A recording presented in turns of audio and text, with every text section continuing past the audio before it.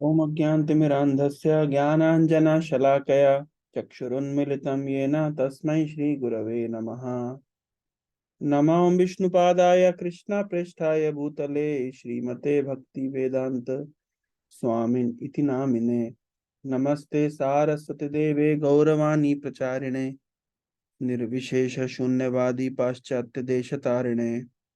जय श्री कृष्ण चैतन्य प्रभु नित्यानंद श्री अद्वैत गदाधर शिवासादि गौर भक्तवृंद। हरे कृष्णा कृष्ण कृष्ण हरे हरे, हरे राम राम राम हरे हरे। हरे कृष्णा, आप सभी का हार्दिक स्वागत है आज के इस सत्र में। तो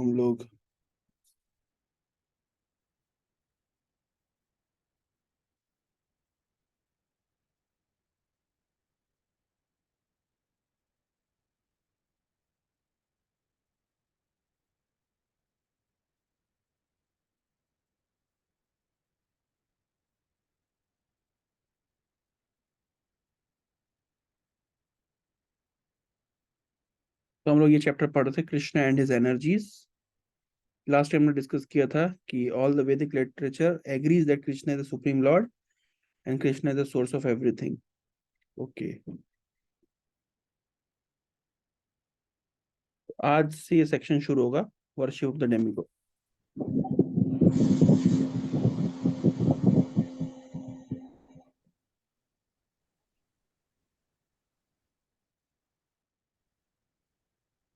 तो पढ़िए इसको, कौन पढ़ेगा?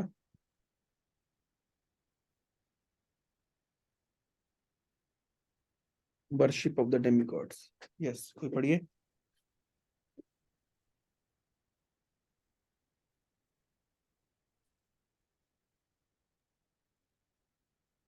The demigods are empowered administrators of material affairs. The supply of air, light, water, and all other uh, benedications of maintaining the body and soul of every living entity are entrusted to the demigod, who are innumerable assistants in different part of the body of the supreme personality of Godhead. Their pleasures and displeasures are dependent on the performance of यज्ञ, yajanas by यज्ञ, the यज्ञस। yajas by the human being.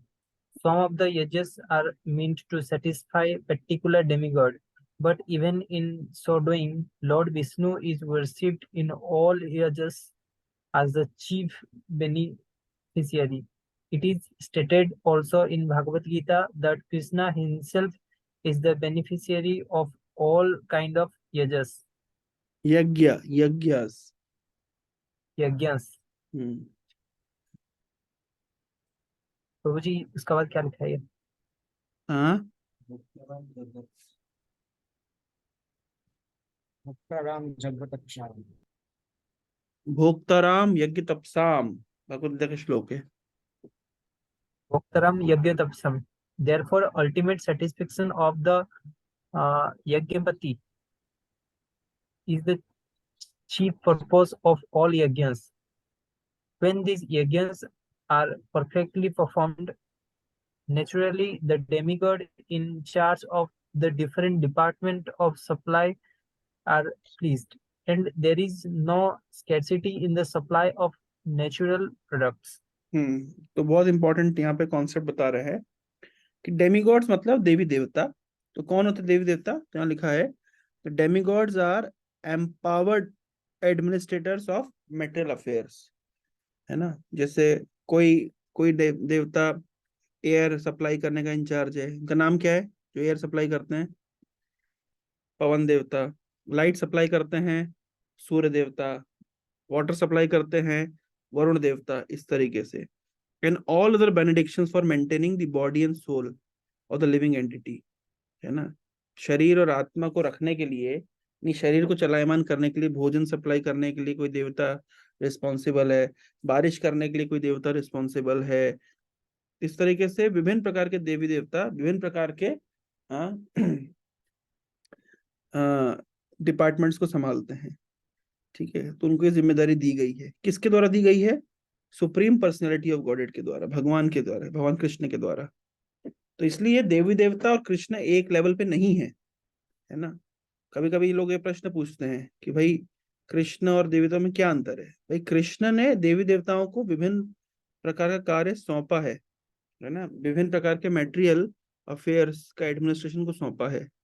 यहाँ पे लिखा गया है कि entrusted to the demigods. So these affairs are entrusted to demigods who are innumerable assistants in different parts of the body of the supreme personality of Godhead. ऐसा कहा जाता है कि जो देवता हैं वो क्या है, भगवान के ही अंग हैं, नारायण अंग है ना। तो सभी देवी देवता वास्तव में नारायण के अंग हैं। वो इंडिपेंडेंट नहीं है, वो भगवान पर निर्भर है, भगवान ने उनको जिम्मेदारी दी है। Their pleasure and displeasure are dependent on the performance of yajnas by the human being. अब मनुष्य जब यज्ञ करता है, यज्ञ का अर्थ होता है भगवान की संतुष्टि के लिए किया जाने वाला कार्य, इसको कहते हैं यज्ञ। तो जब व्यक्ति यज्ञ करता है तो भगवान भी संतुष्ट होते हैं और डेमीगॉड भी संतुष्ट होते हैं। अगर व्यक्ति यज्ञ नहीं करता है तो फिर डेमीगॉड संतुष्ट नहीं होंगे, और जब डेमीगॉड संतुष्ट नहीं होंगे तो फिर जो हमारी बेसिक नेसेसिटीज है, जैसे वर्षा करना या ये जो बेसिक नेसेसिटी है उसको सप्लाई नहीं करेंगे। जब सप्लाई नहीं करेंगे तो क्या होगा, फिर कोई भी ह्यूमन बीइंग सुख से नहीं रह पाएगा। तो there pleasure and displeasure are dependent on the performance of yajnas by the human being. Some of the yajnas are meant to satisfy particular demigods, but even in so doing Lord Vishnu is worshipped in all yajnas as a chief beneficiary. जैसे मान लीजिए मेरा हाथ है, तो आप मेरे हाथ को दबा रहे हैं, तो भाई हाथ तो दब रहा है, हाथ को तो लाभ हो ही रहा है, लेकिन अल्टीमेटली तो मुझे मुझे मुझे फायदा मिल रहा है क्योंकि आप मेरे हाथ को दबा रहे हैं, है ना। या आप कोई मेरा पैर दबा रहा है, तो भी पैर दबा रहा है लेकिन पैर मेरा अंग है, तो अल्टीमेटली मुझे सेटिस्फेक्शन मिल रहा है। उसी प्रकार से अगर कोई देवी देवता को भी संतुष्ट करता है तो ultimately Lord Vishnu is worship in all the yajnas as chief beneficiary. भाई कोई देवता भगवान का हाथ है, कोई देवता भगवान का पैर है, कोई देवता भगवान का सिर है, कोई देवता भगवान का अंगूठा है, कोई उंगली है। अगर आप किसी की भी मसाज करेंगे तो अल्टीमेटली मसाज किसको जा रहा है, भगवान को जा रहा है। तो यहाँ पे यही बताया जा रहा है कि some of the yajnas are meant to satisfy particular demigod, है ना, but even in doing so Lord Vishnu is worshipped as a chief beneficiary. It is therefore stated in Bhagavad Gita that Krishna himself is the beneficiary of all kinds of yajnas. भोक्ता राम यज्ञ तपसा, भगवान कह रहे सभी यज्ञों का मूल भोक्ता मैं हूं। जैसे थोड़ा सा दूसरा उदाहरण समझिए, हमारे शरीर में भोक्ता कौन है, ये मुख भोक्ता है, ये पेट भोक्ता है। तो मैं मुंह के माध्यम से जब भोजन पेट में पहुंचाता हूं तो पूरे शरीर को पोषण मिलता है, लेकिन मेरा केवल मुख भोग नहीं कर पाएगा, या मेरी आंखें केवल भोग नहीं कर पाएगी, मेरे कान भोग नहीं कर पाएंगे, क्योंकि ये भोगता नहीं है।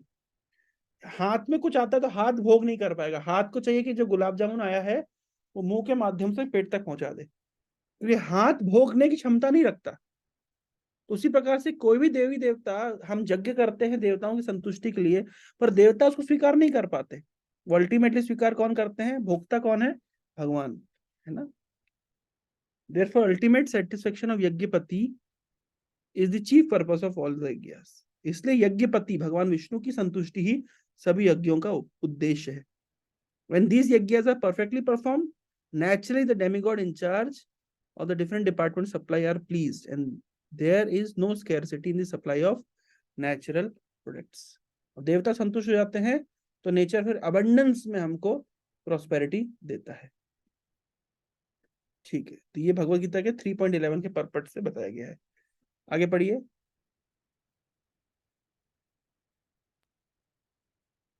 क्रमश्चैत ऋत ज्ञान प्रकृतन्ते अन्य देवता तम तम नियमम आस्थेय प्रकृत नियथ स्वयं। Those whose minds are distorted by material desires surrender unto demigods and वो जी इसको थोड़ा मतलब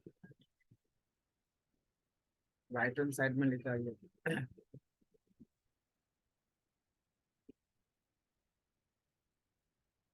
डेमिगॉड्स एंड उसके बाद मतलब दिख नहीं रहा demigods and follow the particular rules and regulations of worship according to their own nature. Bhagavad Gita 7.22. It is said in the Bhagavatam that less intelligent people who have lost their spiritual sense take shelter of demigods for immediate fulfillment of material desires.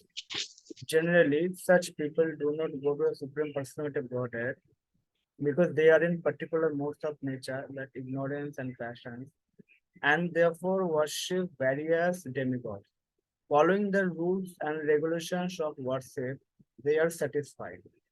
The worshippers of demigods are motivated by small desires and do not know how to reach the supreme goal. But a devotee of the Supreme Lord is not misguided.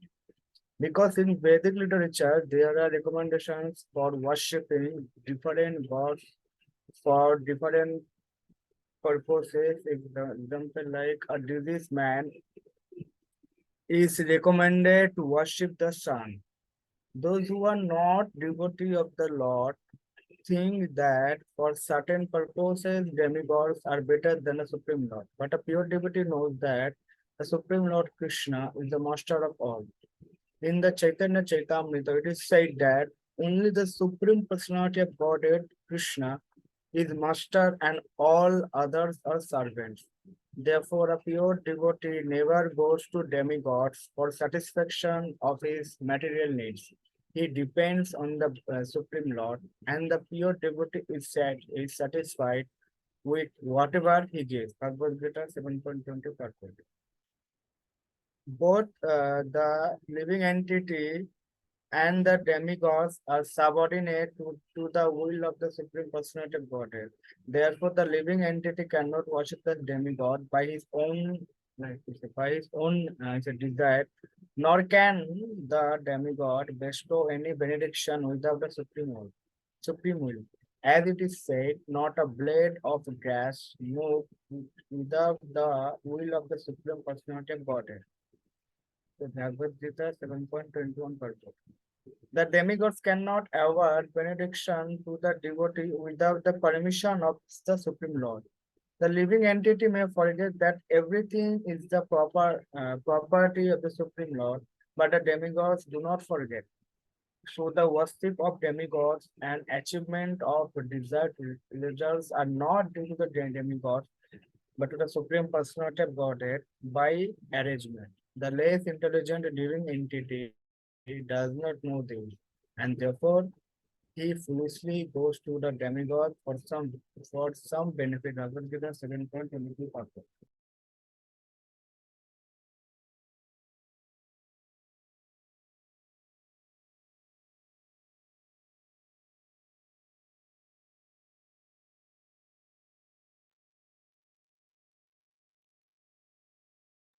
Hare Krishna.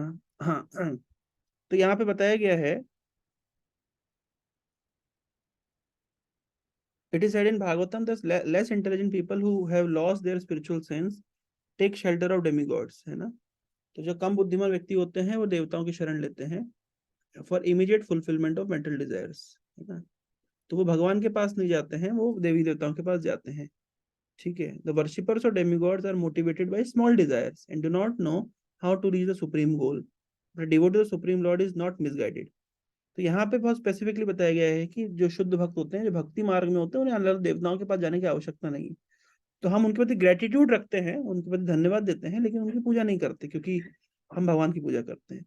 But a pure devotee knows that a supreme lord Krishna is master of all. In Chaitanya Chaitamrita it is said that only Supreme Personality of Godhead Krishna is the master and all other are servants. Krishna भगवान है और बाकी सब उनके दास हैं। Therefore a pure devotee never goes to demigod for satisfaction of his material needs.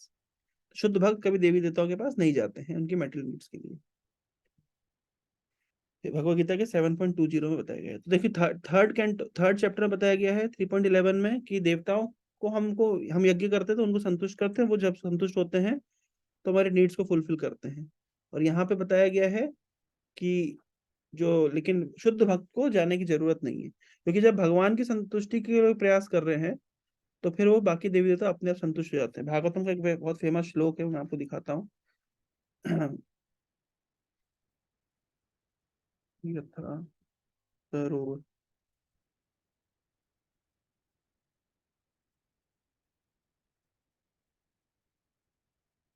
यथा तरोर मूल निषेचनेन तृप्यन्ते तस्कंद भुजोपशाखा प्राणोपहार जथेन्द्रियाणाम तथैव सर्वहरणम अच्युतिज्य। तो अच्युतिज्य मतलब अच्युत की पूजा करने से। तो as pouring water on the root of the tree energizes the trunk, branches, twigs, and everything else, and as supplying food to the stomach enlivens the senses and limbs of the body, simply worshipping Supreme Personality of Godhead through devotional service automatically satisfy the demigods who are parts of that Supreme Personality. क्या बता रहे हैं यहाँ पे? यहाँ पे ये बता रहे हैं कि जैसे जड़ों में पानी डालने से शाखा प्रशाखा को पोषण मिल जाता है, जिस प्रकार से पेट में भोजन पहुंचाने से अंग प्रत्यंग पूरे पोषित हो जाते हैं, उसी प्रकार से भगवान को संतुष्ट करने से सभी देवता संतुष्ट हो जाते हैं। तो इसलिए जब भगवान को संतुष्ट करने का कोई प्रयास करता है तो उसे अलग से किसी देवता को संतुष्ट करने की आवश्यकता नहीं है। कहाँ तक पढ़ लिया गया है? पूरा हो गया है इसका। Okay. both the living entities and demigods are subordinate to the will of supreme personality of godhead। अच्छा, डेमिगॉड्स मतलब देवी देवता और सामान्य जीवात्मा। सामान्य जीवात्मा भी देवी देवता बन सकता है। एक्चुअली आप लोग भी देवता बन सकते हैं, और देवता लोग का पतन होकर के वो सामान्य जीव बन सकते हैं, है ना। और दोनों ही भगवान के सबऑर्डिनेट होते हैं। The living entity can not worship demigod by his own desire, not the demigod bestow any benediction without the supreme will. कोई व्यक्ति अगर किसी पर्टिकुलर देवता के प्रति उसकी श्रद्धा होती है तो श्रद्धा फिक्स भी भगवान करते हैं, और कोई भी जो देवता होता है वो भी इंडिपेंडेंटली डेमिगॉड्स मतलब जो डेमिगॉड होते हैं वो इंडिपेंडेंटली किसी को बेनेडिक्शन नहीं दे सकते, उन्हें भगवान का ही मतलब सैंक्शन चाहिए होता है। यहाँ पे ये पॉइंट क्लियर किया गया है। The demigods can not award benediction to the devotees without permission of the supreme lord. ये वो कितना इंपॉर्टेंट पॉइंट है यहाँ। The living entity may forget that everything is property of supreme lord, but demigod does not forget generally. कभी कभी भूल भी जाते हैं, कभी कभी इंद्र भूल जाता है। तो जब इंद्र भूल गए थे कि सब कुछ उनको भगवान कृष्ण से मिल रहा है, तो भगवान कृष्ण ने अच्छा पाठ पढ़ाया उनको इस तरीके से।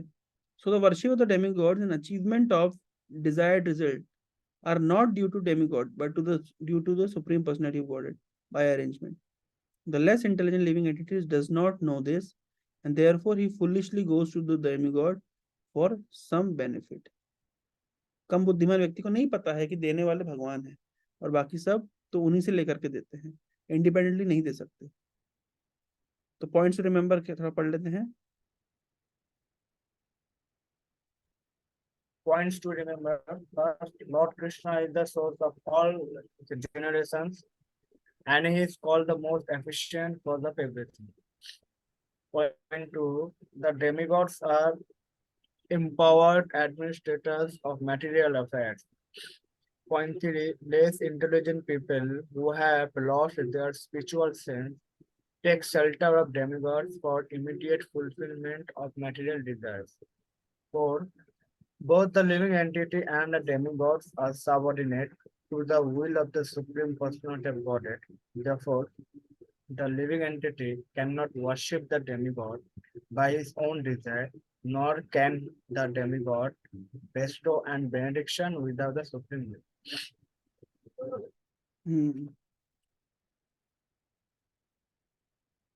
ठीक है, एक और सेक्शन कवर करते हैं। Lord Krishna is very beautiful. ठीक है, तो भगवान कृष्ण की और देवी देवताओं के बीच के संबंध को हमने समझा। अब हम थोड़ा सा और भगवान के ब्यूटी के ऊपर थोड़ा चर्चा करेंगे। इसको पढ़िए। 2.4 Krishna is very beautiful. When Krishna appeared as the son of Vasudeva and Devaki, he first of all appeared as four-armed Narayana. But when he was requested by his parents, he transformed himself into an ordinary child in appearance. Similarly, Krishna knew that Arjuna was not interested in seeing a four-handed form of Krishna. But since he asked to see this four-handed form, he also showed him this form again, and then showed himself in his two-handed form.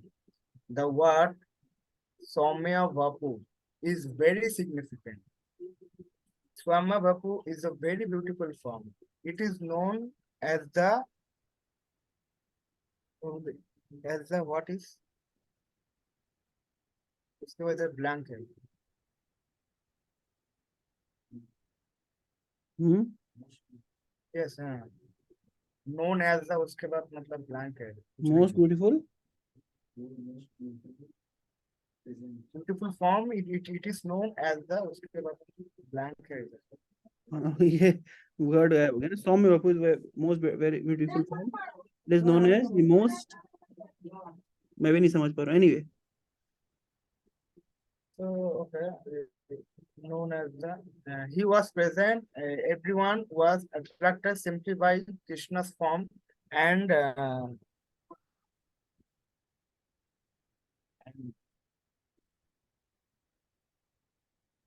and of the universe. He just banished the fear of Arjuna, his devotee, and showed him again his beautiful form of Krishna. In the Brahma Samhita, it is stated that only a person whose eyes are smeared with the ointment of love can see the beautiful form of Sri Krishna. यहाँ पे बताया गया है कि पहले जब भगवान ने, हरे कृष्ण, यहाँ पे बताया गया है कि भगवान पहले तो अर्जुन को विराट रूप दिखाए, विराट रूप के बाद हमने लास्ट टाइम डिस्कस किया था ये क्वेश्चन जब उठा था, विराट रूप के बाद फिर भगवान ने अर्जुन के रिक्वेस्ट पे 400 फॉर्म दिखाया और उसके बाद 200 कृष्ण कृष्ण फॉर्म दिखाया, है ना। तो ये है वो भगवान कृष्ण का ओरिजिनल फॉर्म, कहते हैं सौम्य वपु, मोस्ट ब्यूटीफुल फॉर्म। तो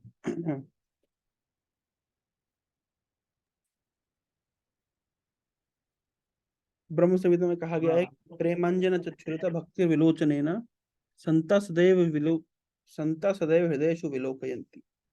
जब जो साधु लोग हैं, जो संत है, जो भगवान के भक्त हैं, वो प्रेम के नेत्रों से भगवान कृष्ण के सुंदर रूप का दर्शन करते हैं। पॉइंट्स टू रिमेंबर है, Lord Krishna's form is called Saumya Vapu, which means he is most beautiful. Only a person whose eyes are smeared with ointment of love can see the beautiful form of Krishna. ये last time concept उठा था ना कि जो भगवान का विराट रूप है, that is not the original form. Virat रूप is material and temporary, but original form is the most beautiful 200 Shyam सुंदर form, that is spiritual form, सच्चिदानंद विग्रह। ओके, सौम्य बपू मीनिंग सौम्य मतलब, वपु मतलब शरीर, सौम्य मतलब बहुत सुंदर, बहुत सॉफ्ट, बहुत अट्रैक्टिव, जो मन को आनंद प्रदान करता है, सौम्य, है ना। अभी थोड़ा सा एक फिलोसफिकल कॉन्सेप्ट शुरू होगा, कृष्ण के 3 फीचर्स ऑफ एब्सोल्यूट ट्रुथ और कृष्णाज एनर्जी, कैसे कृष्ण अपनी एनर्जी से सृष्टि स्थिति प्रलय करते हैं, है ना। तो ये फिलोसफिकल डिस्कशन है, तो इसको मैं नेक्स्ट सेशन में कवर करूंगा, क्योंकि इसको इलेबोरेट डिस्कशन चाहिए। ये बहुत मतलब डेप्थ में फिलोसफी डिस्कस की गई है ना।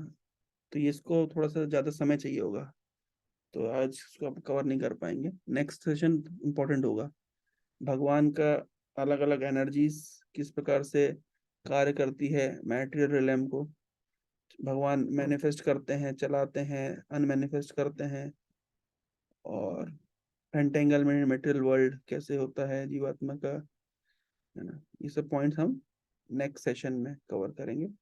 आज जो हमने कवर किया कि डेमीगॉड्स और कृष्ण का रिलेशनशिप एंड कृष्ण का फॉर्म, इस संबंध किसी को कुछ कहना है तो आप बोल सकते हैं, अदरवाइज विल एंड।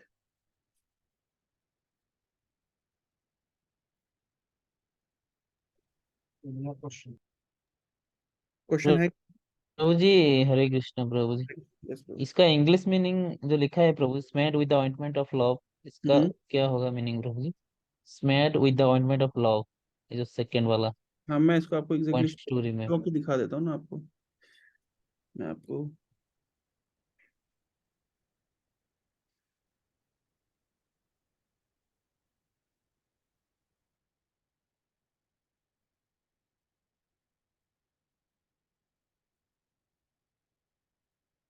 प्रेमांजन चक्षुरित भक्ति विलोचनेन संता सदैव willow,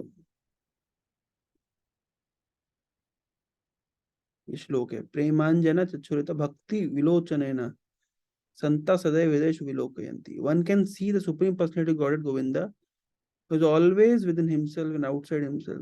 He is one who has developed transcendental loving attitude towards him. प्रेम अंजन, प्रेम का अंजन, अंजन मतलब क्या होता है? आंखों में लगाते ना काजल, जो प्रेम का काजल लगा के प्रेम का अंजन लगाता है, वही उस प्रकार से व्यक्ति है ना, भक्ति विलोक, भक्ति के माध्यम से व्यक्ति भगवान को हृदय में देख पाता है और बाहर भी देख पाता है। कौन देख पाता है? जिसने प्रेम का अंजन अपनी आंखों में लगाया है। हर व्यक्ति नहीं देख पाता है। Thus for in general he is not visible. For people in general he is not visible. Lord Sri Krishna's name, fame, pastime, etc. cannot be understood by material senses. Only one who is engaged in pure devotion service under proper guidance is he revealed. ये ब्रह्म संहिता का श्लोक है ना? ठीक है प्रभु? हाँ प्रभु जी। और कुछ? हरे कृष्णा प्रभु जी। हरे कृष्णा। यस प्रभु। प्रभु जी, जैसे कि हमें देवी देवताओं की पूजा नहीं करनी चाहिए, सीधे भगवान की पूजा करनी चाहिए, लेकिन अगर हम जैसे करते हैं जनरली कि कई हम जैसे हनुमान जयंती आ रही है, अभी सावन चल रहा है, भोलेनाथ की जहाँ तहाँ पूजा हो रही है, अभिषेक हो रहा है, तो कोई जैसे इनवाइट करता है, उनकी पूजा हो रही है, हम जाके अगर वहाँ पे जाते हैं, उनको प्रणाम करते हैं, अगरबत्ती दिया लगाते हैं, लेकिन हम उनसे कोई ऐसी भौतिक चीजें नहीं मांगते, हम केवल भगवान की भक्ति मांगते हैं कि प्रभु जो भी देवी देवता हैं कि हमें आप भगवान की भक्ति प्रदान करें, तो क्या ये कहाँ तक सही है? चैतन्य महाप्रभु ने क्या किया? चैतन्य महाप्रभु जब शिव जी के मंदिर में जाते थे या देवी के मंदिर में भी गए हैं, तो जाते थे कि नहीं जाते थे? अगर आप पढ़ेंगे चैतन्य महाप्रभु, कई उड़ीसा में से कई शिव जी के टेम्पल्स हैं जहाँ पे चैतन्य महाप्रभु गए हैं जब वो बंगाल से उड़ीसा आ रहे थे, और गए जी हैं, शिव जी को प्रणाम किया है, उनका अभिषेक भी किया है, उनके सामने नृत्य कीर्तन भी किया है। जी तो इसलिए चैतन्य महाप्रभु ने किया, तो फिर हम कौन है ना? चैतन्य महाप्रभु कर सकते तो हम क्यों नहीं कर सकते? हम क्या चैतन्य महाप्रभु जी से बड़े भक्त हो गए क्या? तो इस शिक्षा ये है कि हाँ, मतलब हमको अगर कोई इनवाइट करता है या हम कभी किसी देवी देवता के मंदिर के आसपास जाते हैं, तो हमें निश्चित रूप से उनको जाके प्रणाम करना चाहिए और उनको उनसे आशीर्वाद लेना चाहिए, है ना? हमें मतलब ऑफेंसिव नहीं होना चाहिए। इनफैक्ट यही तक शास्त्र में कहा गया है कि नहीं वो देवताओं के प्रति भी अगर ऑफेंसिव हैं तो हमें शुद्ध भक्ति नहीं मिल सकती है। तो we should be very respectful, है ना? There is no question of not, जी है ना? लेकिन कभी कभी आप देखेंगे कि इस्कॉन डिवोटीज के ऑल्टर्स में, मंदिरों में हम लोग देवी देवताओं के फोटोज नहीं रखते हैं, क्योंकि हमारा केवल जी इस मूवमेंट नहीं, हमारा प्रीचिंग मूवमेंट भी है। अगर हमें जी प्रीचिंग भी करना है, तो अगर हम रखेंगे जी तो क्या होगा, लोग पूरी तरीके से कॉन्सेप्ट को समझ नहीं पाएंगे। इसलिए कभी कभी लोग प्रश्न पूछते हैं, आप इस्कॉन मंदिर में डेमिगॉड्स क्यों नहीं रखते? तो कारण है, जी अगर हम इस्कॉन मंदिर में रखने लग जाएंगे तो फिर वो लोग फिर उसका, भाई अधिकतर लोग ज्ञान लेने नहीं आते ना, अधिकतर लोग तो बस अपने हिसाब से ऑब्जर्वेशन करके चले जाते हैं। फिलोसफी तो बहुत जी आगे कुछ लोग सुनते हैं, तो क्योंकि वो बेस कॉन्सेप्ट क्लियर ना हो, इसलिए वी आर स्ट्रिक्ट इन अवर मतलब उसको presentation, but otherwise we should never be disrespectful and offensive toward demigod. There is no question of it. कोई प्रश्न ही नहीं उठता है जी ना? जी नहीं तो कोई इस्कॉन में कोई सीनियर बोलते हैं प्रभु जी, जैसे कि आप उनको अगर कभी दिख गया कि कोई पहचान वाला इस्कॉन का डिवोटी है, कहीं वो मंदिर में दिख गया उन्हें, किसी हनुमान जी के मंदिर में या शंकर जी के मंदिर में, तो वो ऐसा ताना मारते हैं कि आप तो वहां जाते हो, आप तो ऐसा करते हो, वैसा करते हो। नहीं, हमको फिर भी जाना चाहिए, कोई इसमें समस्या नहीं है। जी जी जब भी हम यात्राओं पे जाते हैं तो शिव जी का मंदिर, हनुमान जी का मंदिर हो, चाहे देवी का मंदिर हो, हम जाते हैं निश्चित। जी उसमें समस्या क्या है? ताना मारने वाले मारते रहे, हम तो जाते हैं। लेकिन हमारे जाने का पर्पस और मिशन अलग होता है, क्योंकि जी हम भगवान, हम देवी देवताओं को भगवान के अंग के रूप में पूजते हैं और भगवान के संबंध जी को पूजते हैं। तो ये संबंध ज्ञान बहुत आवश्यक है, जो सामान्यतः दूसरे लोगों को नहीं होता है ना? तो इट्स ऑल जी अबाउट आवर एटीट्यूड। वो एटीट्यूड डिपेंड करता है हमारे अंडरस्टैंडिंग के ऊपर। तो एक बार अंडरस्टैंडिंग क्लियर है तो जी उसके बाद हम देवी देवता छोड़िए, हम तो पॉलिटिशियंस के सामने जाकर के प्रणाम करते, तो फिर देवी देवता किस खेत की मूली है? करना पड़ता है तो फिर ठीक है। हरे कृष्णा। जी, थैंक यू। श्रील प्रभुपाद की जय। हरे कृष्ण प्रभु। हरे कृष्ण।